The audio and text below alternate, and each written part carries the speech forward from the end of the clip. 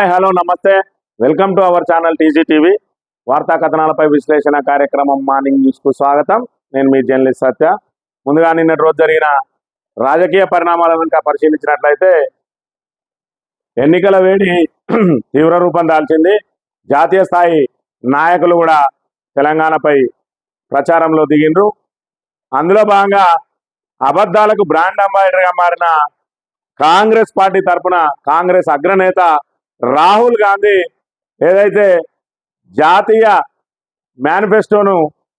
Congress manifesto release చేసిందో అందులో భాగంగా మహిళలకు ₹1,00,000 ఇస్తామని చెప్పడంతో పాటు తెలంగాణలో 6 గ్యారంటీలో భాగంగా అసెంబ్లీ ఎన్నికల్లో హామీ ఇచ్చిన 6 గ్యారంటీలో భాగంగా ప్రతి మహిళకు మహాలక్ష్మి స్కీమ్ కింద ₹2,500 ఆల్రెడీ ఇచ్చేస్తున్నామని చెప్పడం విడ్డూరంగా ఉంది. ఏదైతే మహిళలకు రాబోయే రోజుల్లో కేంద్రం తరపున ₹1,00,000 ఇస్తాం, రాష్ట్రం ఆల్రెడీ 2,500 ఇస్తా ఉన్నది.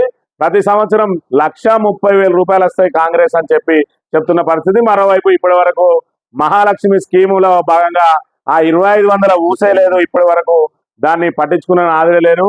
ఇక ముందు కూడా ఇస్తారనే నమ్మకం కూడా లేదు.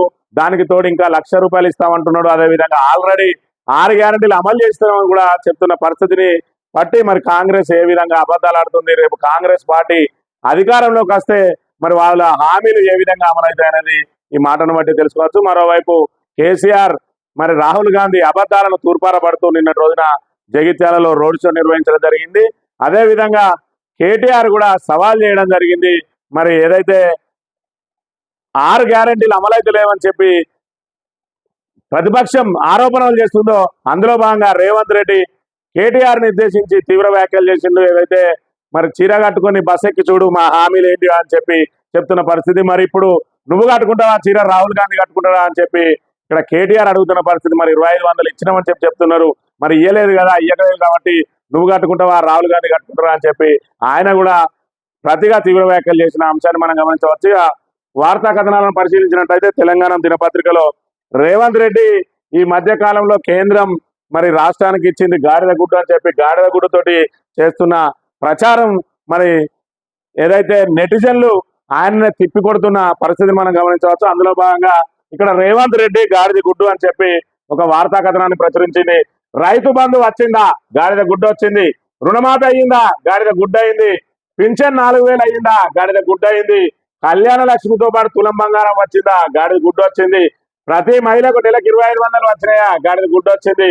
₹500 సిలిండర్ వచ్చిందా, గాడిద గుడ్డు వచ్చింది అని ఏదైతే వాళ్ళు హామీలు 6 గ్యారంటీలు మరి 100 రోజుల్లోపు చేస్తా అన్నారో దానికి సంబంధించి మరి నెటిజన్లు కూడా ఆయన మీద తీవ్రంగా విరుచుకుపడుతున్న పరిస్థితిని మనం గమనించవచ్చు. గాడిద గుడ్డు అని మరి కేంద్రం ఇయ్యలే అని చెప్తున్నాడు. నువ్వు ఇచ్చింది ఏంది గాడిద గుడ్డు? మరి ఇక్కడ 6 గ్యారంటీలలో మరి 2,500 వచ్చిందా, గ్యాస్ వచ్చిందా అంటే అదంతా కూడా గాడిద గుడ్డు అని ఆయన తిప్పికొడుతున్న పరిస్థితిని మనం గమనించవచ్చు. ఇకపోతే నిన్న జగిత్యాల రోడ్ షోలో రాహుల్ గాంధీ పచ్చి అబద్ధం ఆడారు. 5 నెలల్లో ఇంత ఆగం ఎందుకైంది? 4 బీజేపీ ఎంపీలు ₹4 తేలే సబుగా సత్యనాశ్ చేశారంటూ మండిపాటు. జగిత్యాలలో కేసీఆర్ కోడి పిల్లలను కాపాడుకున్నట్టు రైతులను కాపాడుకున్న హుజరాబాద్ ఆత్మీయ సమ్మేళనంలో భావోద్వేగం అని ఏదైతే నిన్న రోజున మరి రాత్రి హుజరాబాద్ వీణవంకలో బస చేసిండో అక్కడ మరి ఆత్మీయ సమ్మేళనం నిర్వహించిండు. 20,000 మంది మరి బీఆర్ఎస్ కార్యకర్తలతోటి. అందులో భాగంగా కోడి పిల్లలను కాపాడుకున్న రైతులను ఇప్పుడు ఆగమైండ్రు. వచ్చినాక కాంగ్రెస్ ప్రభుత్వం వచ్చినాక 5 నెలల్లోనే ఆగమైంది. మరోవైపు రాహుల్ గాంధీ కూడా పచ్చి అబద్ధాలు ఆడుతా ఉన్నాడు. ₹2,500 ఆల్రెడీ వేసిన అంటున్నారు. మరి 2,500 ఎక్కడ మహిళలకు వేసినామని అడుగుతున్న పరిస్థితి. కాంగ్రెస్ ఓటేస్తే మరి మళ్ళీ ఓటేస్తే గోసపడతాం, మోసపోతాం, ఇప్పటికే ఒకసారి మోసపోయినామని చెప్తున్న పరిస్థితిని మనం గమనించవచ్చు. ఇక్కడ చూస్తే ఇక రాహుల్ గాంధీ మహిళలందరికీ 2,500 ఇచ్చేసినామని చెప్తున్న పరిస్థితి. బ్యాంక్ అకౌంట్లలో వేస్తున్నామన్న రాహుల్ గాంధీ 6 గ్యారంటీలు పక్కగా అమలు చేస్తున్నాం. నిర్మల్ కాంగ్రెస్ జనజాతరలో ఆయన మాట్లాడిన మాటలు మనం గమనించవచ్చు. ఇది 2,500 వేస్తున్నామని ఏదైతే రాహుల్ గాంధీ మరి జాతీయ స్థాయి నేతతోటి కూడా అబద్ధాలు ఆడిస్తున్న పరిస్థితిని మనం ఇక్కడ గమనించవచ్చు. తెలంగాణలో కాంగ్రెస్ కు పరిస్థితులు అనుకూలంగా లేవు కాబట్టి మరి అబద్ధాలతోటే మళ్ళీ గట్టెక్కాలని చూస్తున్న పరిస్థితిని మనం గమనించవచ్చు. మరి ప్రతి మహిళకి 2,500 ఇస్తే వాళ్ళకు తెలియకుండా వాళ్ళ అకౌంట్లోనే పడుతున్నాయనే మరి ప్రశ్నలు కూడా ఉత్పన్నం అవుతున్న పరిస్థితిని మనం గమనించవచ్చు. ఇక చీర కట్టుకొని ఆర్టీసీ బస్ ఎక్కువ ప్రశ్నించిన కేటీఆర్ పై రేవంత్ అసహనం. 6 గ్యారంటీలు ఎక్కడన్నా కేటీఆర్ ఇక్కడ 6 గ్యారంటీలు ఎక్కడ అమలవుతున్నాయని చెప్పి ఏదైతే కేటీఆర్ ప్రశ్నించిందో దానికి సంబంధించి మరి చీర కట్టుకొని బస్ ఎక్కువ నీకు కనబడితే 6 గ్యారంటీలు ఏ విధంగా అమలవుతున్నాయని చెప్పి తీవ్ర వ్యాఖ్యలు చేసిండు. దానికి కేటీఆర్ కూడా ప్రతిగా మళ్ళీ వ్యాఖ్యలు చేసిన పరిస్థితిని మనం గమనించవచ్చు. చీర నువ్వు కట్టుకుంటావా, రాహుల్ గాంధీ కట్టిస్తావా, ఏవి నెలకి 2500 రూపాయలు అని చెప్పి రేవంత్ రెడ్డికి కేటీఆర్ స్ట్రాంగ్ కౌంటర్ ఇచ్చిన విషయాన్ని మనం ఇక్కడ గమనించవచ్చు. ఏదైతే కేవలం ఒక ఉచిత బస్సు తప్ప ఇప్పటి వరకు కాంగ్రెస్ ప్రభుత్వం 6 గ్యారంటీలలో ఒక్క గ్యారంటీని కూడా అమలు చేయలేకపోయిందని చెప్పి ఇక్కడ ప్రతిపక్షం ప్రశ్నలు ఎక్కువ పెడతా ఉంటే మరి అసహనానికి లోనవుతున్న రేవంత్ రెడ్డి ఇక్కడ తీవ్ర వ్యాఖ్యలు చేస్తా ఉన్నాడు. చీర కట్టుకొని బస్సు ఎక్కువని, మరి ఇప్పుడు నువ్వు కట్టుకుంటావా, రాహుల్ గాంధీ కట్టుకుంటావా అని చెప్పి ఆయన కూడా ప్రతిగా తీవ్ర వ్యాఖ్యలు చేసిన అంశాన్ని మనం గమనించవచ్చు. ఇకపోతే నమస్తే తెలంగాణ విషయానికి వస్తే జగిత్యాలలోకి సంబంధించి మరి అశేష జనం ఏదైతే నీరాజనం పలుకుతున్నారు, రోడ్ షోలకు విపరీతమైన ఆదరణ వస్తున్నది. 2 రోజులు కేసీఆర్ పై నిషేధం విధించడంతో తెలంగాణ ప్రజలందరూ కూడా ఇటు కేంద్ర రాష్ట్ర ప్రభుత్వాల మీద ఆగ్రహంగా ఉన్నారు. మరి ఆయనకు నీరాజనం పలుకుతా ఉన్నారు. ఎక్కడికి వెళ్ళినా కూడా జనం అశేష జనం హాజరవుతున్న విషయాన్ని మనం ఇక్కడ గమనించవచ్చు.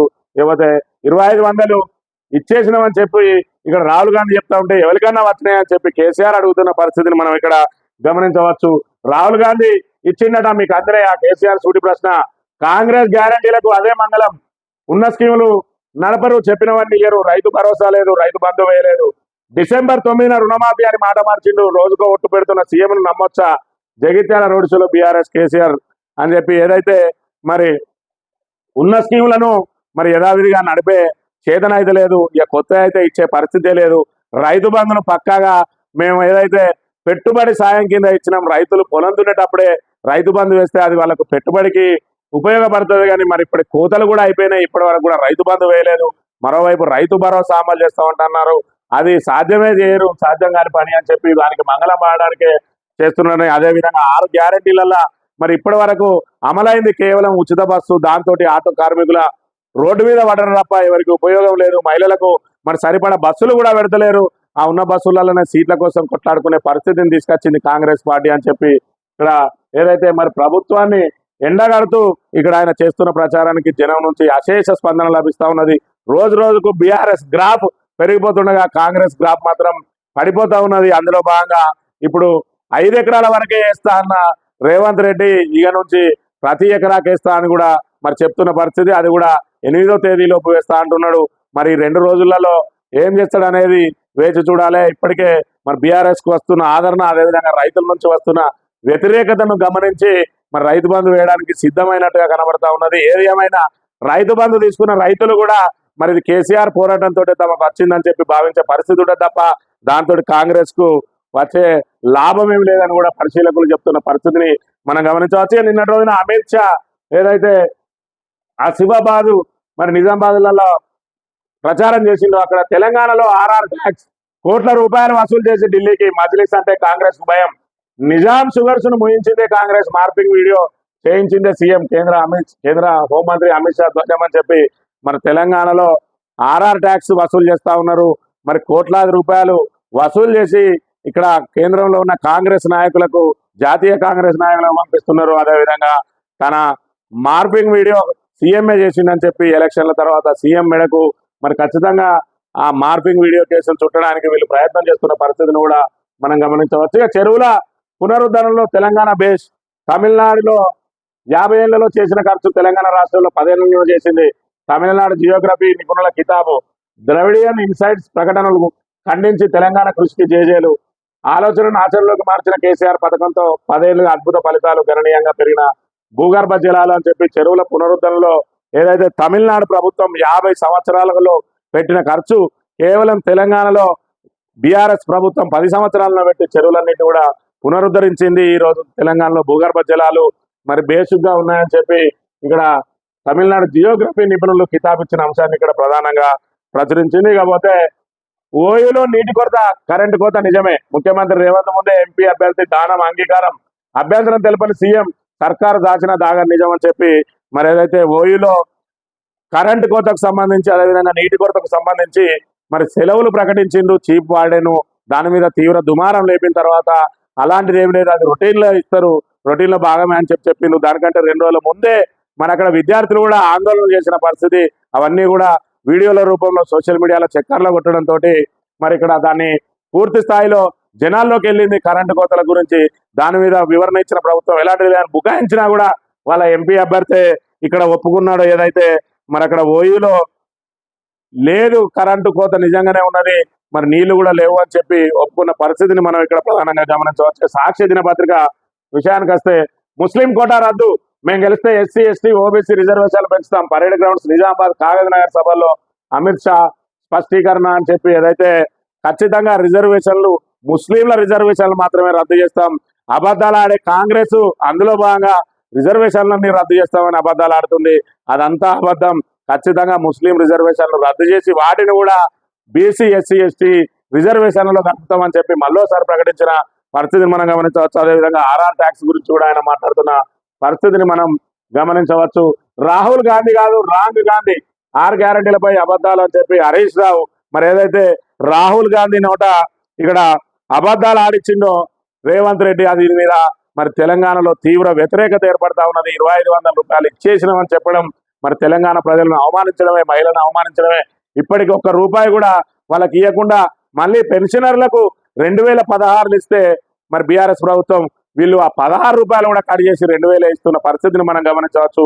4000 ఇస్తామని చెప్తే ఆశపడి ఓటేసిన పెన్షనర్లు ఇప్పుడు గోసపడుతున్న పరిస్థితిని కూడా మనం గమనించవచ్చు. ఆంధ్రజ్యోతి విషయానికి వస్తే ఏడాదికి 1,30,000 తెలంగాణలో పేదింటి మహిళ ఖాతాలో టకా టక్ వేస్తామంటున్నారు. టకా టక్ మరి ఏది 2500 టకా టక్ ఇప్పటి వరకు ఒక్కరి సెల్ ఫోన్లో కూడా టకా టక్ అని పడలేదు, టింగ్ టింగ్ అని మోగలేదు. మరి ఇక్కడ ఏదైతే రేవంత్ రెడ్డి పచ్చి అబద్ధాలు ఆడుతా ఉన్నాడో, మంత్రులందరూ పచ్చి అబద్ధాలు ఆడుతా ఉన్నారో, ఎమ్మెల్యేలు కాంగ్రెస్ ఎమ్మెల్యేలు పచ్చి అబద్ధాలు ఆడుతా ఉన్నారో, ఆఖరికి రాహుల్ గాంధీ తోటి కూడా పచ్చి అబద్ధాలు ఆడిస్తున్న పరిస్థితిని మనం గమనించాలి. ఎస్సీ ఎస్టీ బీసీలకు అదనపు రిజర్వేషన్లు అని అమిత్ షా చెప్తున్న పరిస్థితిని మనం గమనించవచ్చు.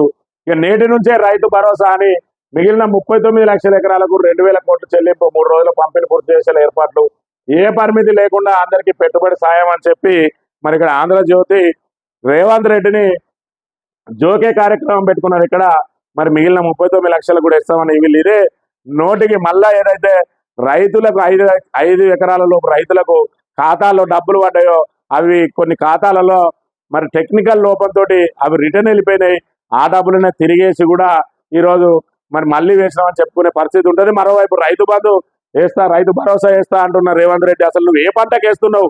మరి ఇప్పుడు రబీకి వేస్తున్నావా, రాబోయే ఖరీఫ్కి వేస్తున్నావా? అసలైతే ఇప్పటికి ఖరీఫ్ పంట స్టార్ట్ అవుతుంది కాబట్టి మళ్ళీ ఇప్పుడు ఇంకో విడత రైతు బంధు కూడా వేయాల్సిన అవసరం ఉన్నది.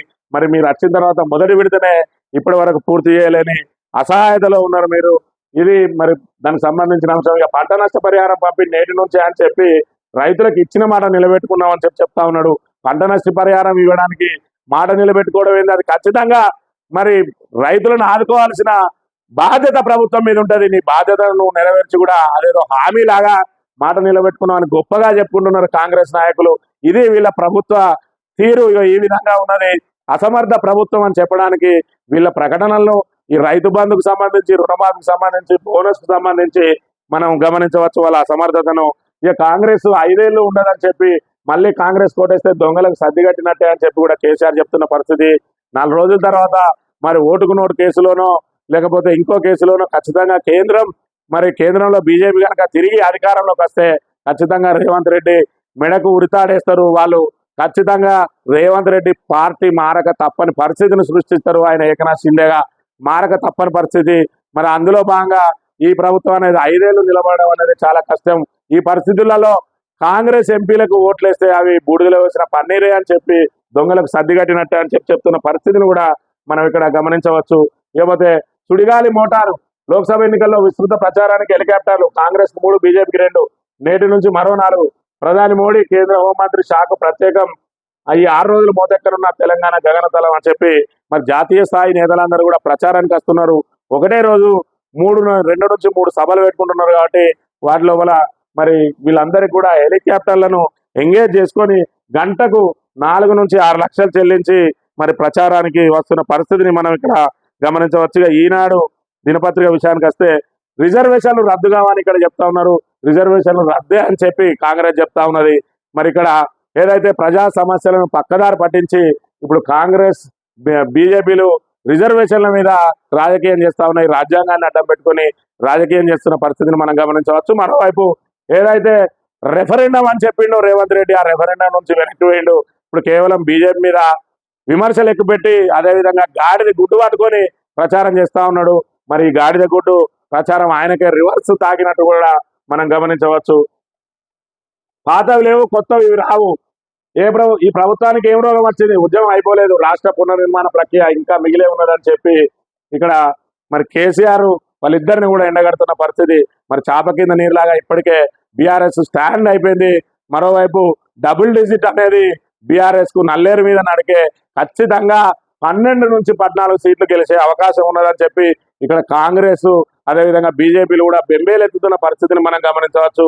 మరోవైపు కాంగ్రెస్ రెఫరెండం అనేది ప్రతి ఒక్కరికి కూడా నువ్వు ఏదైతే ఉచిత బస్సు తప్ప నీ 6 గ్యారంటీలో ఏం అమలైందని చెప్పి గ్రామాల్లో ప్రజలు కాంగ్రెస్ నాయకులను నిలదీస్తున్న పరిస్థితి. మరోవైపు కాంగ్రెస్ నాయకులు కింది స్థాయి నాయకులు ప్రచారానికి వెళ్ళడానికే జంకుతా ఉన్నారు. ఇంకొక ముఖ్యమైన విషయం ఏంటంటే ఇక్కడ ఈ నెల నుంచి మళ్ళీ కరెంటు బిల్లులు వస్తూ ఉన్నాయి. 200 లోపు యూనిట్లు కాల్చిన వాళ్ళకు కూడా మరి కరెంటు బిల్లు వస్తున్న పరిస్థితిని మనం గమనించవచ్చు. దానికి సంబంధించి ప్రత్యేకంగా చర్చించుకుందాం. ఇది మరి ఇప్పుడున్న కాంగ్రెస్ ఇచ్చిన ఆ గృహజ్యోతి హామీ కూడా గంగల కలిసినట్టుగానే మనం గమనించవచ్చు. ఇకపోతే రాష్ట్రానికి 9 లక్షల కోట్లు ఇస్తే గాడిద గుడ్డ అంటారా? రిజర్వేషన్లపై సీఎం మాటలు విని ప్రజలు నవ్వుకుంటున్నారు. కాంగ్రెస్ గద్దె దిగేందుకు 5 ఏళ్లు చాలా ఎక్కువ. మీట్ ది ప్రెస్ లో రాష్ట్ర అధ్యక్షుడు కిషన్ రెడ్డి అని చెప్పి మరి ఇక్కడ మేము 9 లక్షల కోట్లు రాష్ట్రానికి ఇస్తే గాడిద గుడ్డ అంటావా అని చెప్పి రేవంత్ రెడ్డిని ప్రశ్నిస్తున్న పరిస్థితిని మనం గమనించవచ్చు. ఇక స్థానిక విషయానికి వస్తే కొప్పుల ఈశ్వర్ పెద్దపల్లి బారాస ఎంపీ అభ్యర్థి, బీఆర్ఎస్ ఎంపీ అభ్యర్థి, ఆయన మరి ప్రచారంలో దూసుకుపోతా ఉన్నాడు. అదేవిధంగా నిన్నటి రోజున మొన్న 3 రోజుల పాటు కేసీఆర్ పెద్దపల్లి పార్లమెంట్ పరిధిలో 3 రోజుల పాటు పర్యటించిండు. దాంతో కొత్త ఉత్సాహం వచ్చింది. అదేవిధంగా సర్వేలలో కూడా మొదటి స్థానంలో ఉన్నది పెద్దపల్లి సీటు బీఆర్ఎస్ కు మరి కైవసం చేసుకునే స్థానాలలో మొదటి స్థానంలో ఉన్నది. అదేవిధంగా కార్యకర్తల్లో కూడా ఫుల్ జోష్ నిండుకున్నది. అదేవిధంగా ఓటమి పాలైన ఎమ్మెల్యేలు ఎవరైతే ఉన్నారో మాజీ ఎమ్మెల్యేలు పోటీ చేసిన వాళ్ళు ఈ నియోజకవర్గ పరిధిలో 7కు 7 కూడా ఓటమి పాలైనవి. వాళ్ళందరూ కూడా మళ్ళీ ప్రజల వద్దకు వెళ్తా ఉన్నారు. అదేవిధంగా ప్రజల నుంచి సానుభూతి కూడా వ్యక్తం అవుతా ఉన్నది. ఇటు వాళ్ళు ఓటమి పాలైనందుకు ఇక్కడ కాంగ్రెస్ ప్రభుత్వం ప్రజలను ఇబ్బందులు పెడుతున్న తరుణంలో మరి అందరూ కూడా బీఆర్ఎస్ వైపు టర్న్ అయినట్టుగా మనం గమనించవచ్చు. అదేవిధంగా బీఆర్ఎస్ నేతలు ఎక్కడి పోయినా కూడా జనం నీరాజనం పలుకుతా ఉన్నారు. అదేవిధంగా పశ్చాత్తాప పడుతున్న పరిస్థితిని కూడా మనం గమనించవచ్చు. అనవసరంగా మేము కాంగ్రెస్ కోటేసినాం, వాళ్ళ మాటలు నమ్మినాం, వాళ్ళ హామీలు అమలు చేస్తారనుకున్నాం, ఇప్పుడు ఇచ్చేటి ఆగిపోయినాయి. కళ్యాణ లక్ష్మి అయితే చెక్కులు బౌన్స్ అవుతున్న పరిస్థితి. మేము తులం బంగారానికి ఆశపడితే 1 లక్ష రూపాయలు మరి ఊస్ట్ అయిపోయినాయి అని చెప్పి కూడా వాళ్ళు ఆవేదన వ్యక్తం చేస్తున్న పరిస్థితి. మరోవైపు పెన్షనర్లు అయితే మీది 16 రూపాయలు కోసిరు, మాకు కనీసం మా మనవడికి బిస్కెట్ ప్యాకెట్ అన్న వచ్చేది, దాన్ని కూడా కోసిరు కాంగ్రెస్ వాళ్ళు. 4,000 ఇస్తారని చెప్తే 2,000ల్లో ఆ 16 రూపాయలు వచ్చి 2016లో 2,000 ఇస్తా ఉన్నారు. ఇది పరిస్థితి అని చెప్తా ఉన్నారు. అందులో భాగంగా నిన్న రోజున మంత్రి నియోజకవర్గంలో పెద్దపల్లి జిల్లా పరిషత్ చైర్మన్ పుట్ట మధుకర్ మరి ఇక్కడ కార్యకర్తలతోటి సమావేశం ఏర్పాటు చేసి వాళ్ళను మళ్ళీ ఒకసారి ఉత్తేజం నింపడానికి నిన్న మంత్రిలో సమావేశం ఏర్పాటు చేశారు. పెద్దపల్లి గడ్డపై గులాబీ జెండా ఎగరాలే, పార్లమెంట్ ఎన్నికల్లో పెద్దపల్లి గడ్డపై గులాబీ జెండా ఎగరమే లక్ష్యంగా ముందుకు సాగాలని జెడ్పీ చైర్మన్ బీఆర్ఎస్ మంత్రి నియోజకవర్గ ఇన్ఛార్జ్ పుట్ట మధుకర్ అన్నారు. మంత్రిలోని రాజగృహలో నియోజకవర్గ ముఖ్య నాయకులతో సమావేశమయ్యారు. పార్లమెంట్ ఎన్నికల్లో బీఆర్ఎస్ అభ్యర్థి కొప్పుల ఈశ్వర్ గెలుపునకు కృషి చేయాలని దిశానిర్దేశం చేశారు. ఈ సందర్భంగా ఆయన మాట్లాడారు. రాష్ట్రంలో కాంగ్రెస్ ప్రభుత్వం అధికారంలో వచ్చిన 5 నెలల్లో జరిగిన స్థితిగతులపై ప్రజలకు వివరించాలన్నారు. పెద్దపల్లి పార్లమెంట్ అభ్యర్థి కొప్పుల ఈశ్వర్ను భారీ మెజార్టీతో గెలిపించుకోవాలన్నారు. ఏదైతే మరి ఈ 5 నెలల్లో కాంగ్రెస్ వైఫల్యాలను ఎండగడుతూ మరి మనం ప్రజల వద్దకు వెళ్తే ప్రజలు సిద్ధంగా ఉన్నారు బీఆర్ఎస్ కు వేయడానికి. మీరు ఒక్కసారి ప్రజలను వాళ్ళ ఇంటి వద్దకు వెళ్ళి ఓటు అడిగి రాండి, మిగతాదంతా ప్రజలే చూసుకుంటారని చెప్పి మరి ఇక్కడ కార్యకర్తలను సమాయత్తం చేస్తున్న పరిస్థితి. మరోవైపు ఇక్కడ ఇంటింటి ప్రచారంలో అదేవిధంగా కల్లాల వద్దకు వెళ్ళి ఎక్కడ వీలైతే అక్కడ ప్రజలను కలుస్తా ఉన్నారు బీఆర్ఎస్ నాయకులు. మరోవైపు బీఆర్ఎస్ కు అనూహ్య స్పందన లభిస్తా ఉన్నది. ఎక్కడైనా జనం నీరాజనాలు వలుకుతా ఉన్నారు. పెద్దపల్లి పార్లమెంటు బీఆర్ఎస్ కైవసం చేసుకోవడం మరిగా లాంఛనమే అని చెప్పి కూడా చెప్పుకోవచ్చు. ఇది ఈ రోజు మార్నింగ్ న్యూస్. తిరిగి రేపు కలుద్దాం. Thank you very much.